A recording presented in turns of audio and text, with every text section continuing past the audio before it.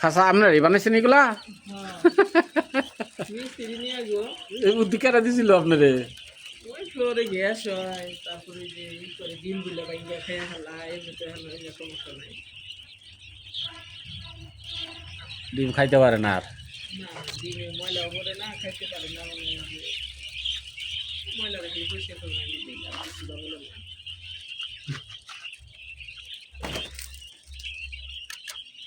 এনে পাখি আছে 900 দিলাম না?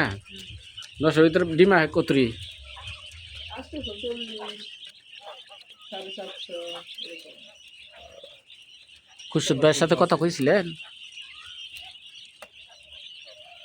আসতে 40 পর্যন্ত খাই।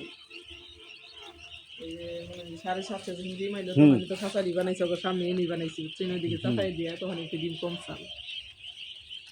আবার মনে হয় যে 8-9 দিন পরে এটার খাসা তো বানাইছে তখন ডিম আইলো।